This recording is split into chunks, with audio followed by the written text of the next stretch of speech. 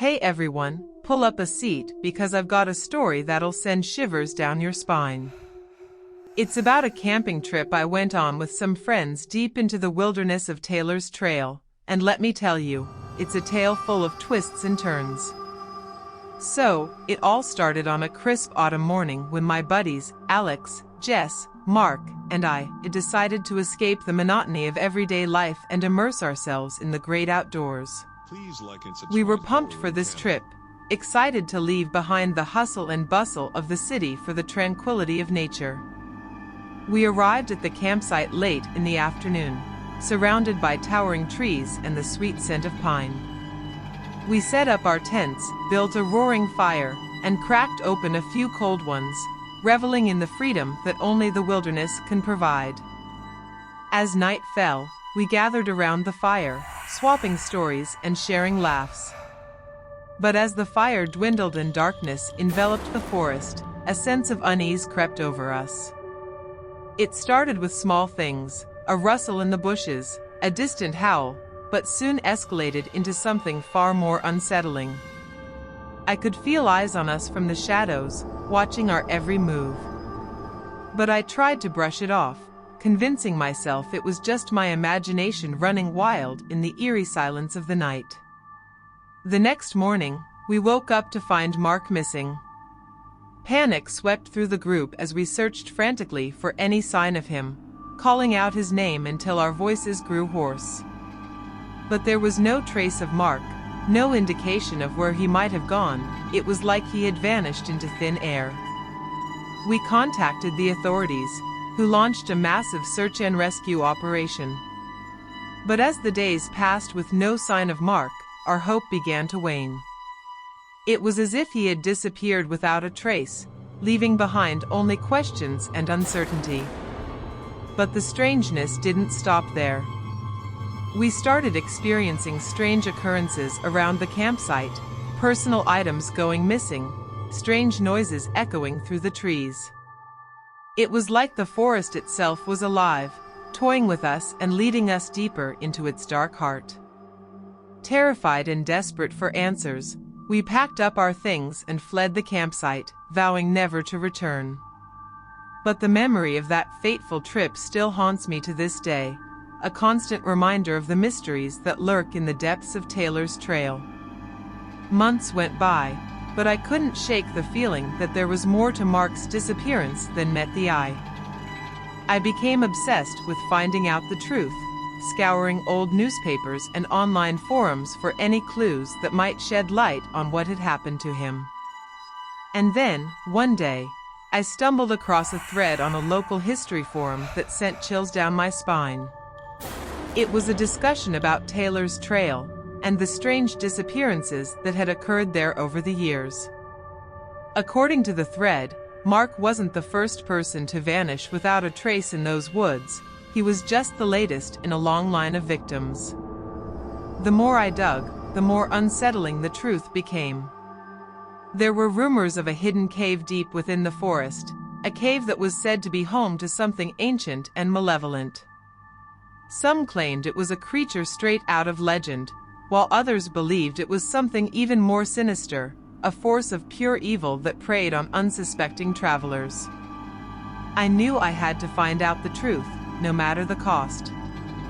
So, armed with nothing but a flashlight and my own determination, I ventured back into the heart of Taylor's Trail, determined to uncover the secrets that lay hidden within. As I made my way through the dense undergrowth, the air grew thick with anticipation. Every snap of a twig, every rustle of leaves, sent my heart racing with fear. But I pressed on, driven by a need to know the truth. Hours passed, and still I found no sign of the cave. But just as I was about to give up hope, I stumbled across a narrow opening hidden behind a curtain of vines. My heart pounding in my chest, I pushed my way through the foliage and stepped into the darkness beyond. What I found inside defied all logic and reason. The cave was like something out of a nightmare, a labyrinth of twisting tunnels and shadowy chambers, lit only by the dim glow of my flashlight. And in the center of it all, surrounded by a tangled mass of roots and vines, was a sight that made my blood run cold.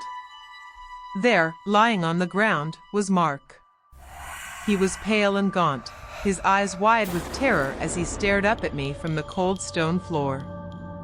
I rushed to his side, but he was unresponsive, his mind lost to whatever horrors he had witnessed in the depths of the cave.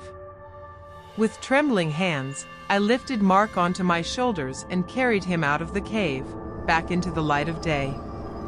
And as I emerged from the darkness, I knew that I had uncovered something far more sinister than I could have ever imagined.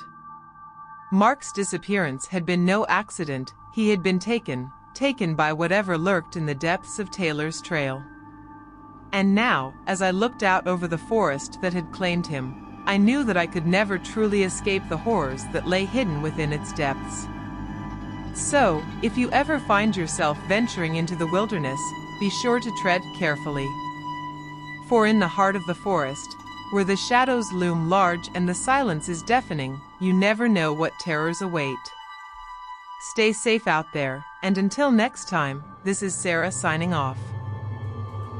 It was one of those nights when you wake up feeling disoriented, not quite sure where you are.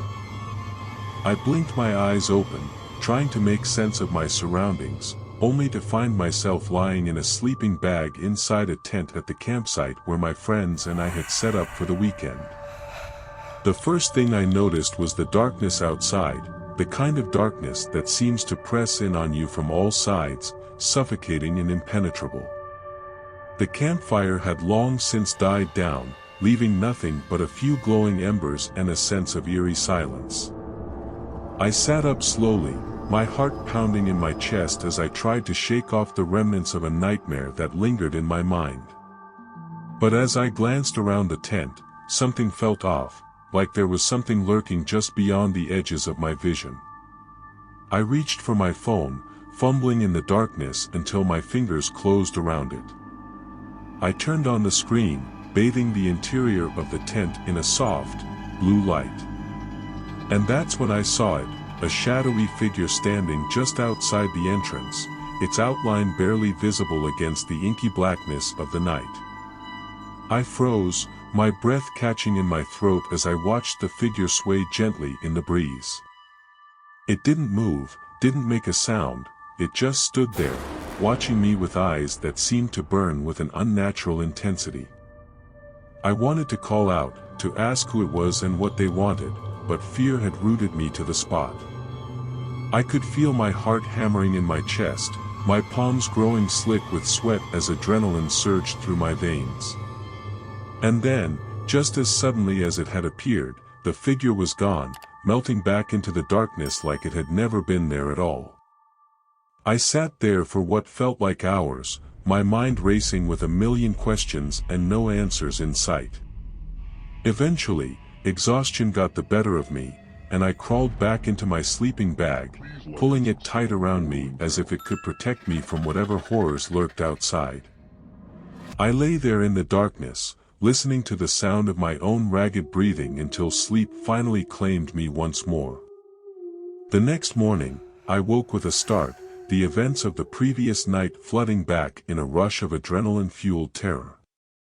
I stumbled out of the tent, my heart still pounding in my chest as I scanned the campsite for any sign of the shadowy figure. But there was nothing, no trace of the figure, no evidence that anything out of the ordinary had happened at all. My friends were still asleep in their tents, oblivious to the horrors that had unfolded just outside their door. I tried to shake off the feeling of unease that clung to me like a second skin as I went about my morning routine, but it was no use.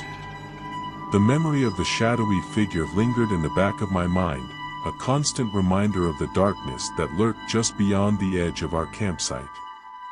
As the day wore on, the unease only grew stronger, fueled by the sense of being watched that seemed to follow me wherever I went. I tried to brush it off as paranoia, telling myself that I was letting my imagination run wild, but deep down, I knew that something was terribly wrong. And then, as the sun began to set and the shadows lengthened, I knew that I couldn't stay at the campsite a moment longer. I packed up my things in a hurry, barely pausing to say goodbye to my friends before I fled into the darkness of the woods, the memory of the shadowy figure burning in my mind like a brand. As I stumbled through the underbrush, my heart pounding in my chest, I knew that I would never forget the terror that had gripped me that night. And as I emerged from the woods, back into the safety of civilization, I vowed that I would never return to that cursed place again.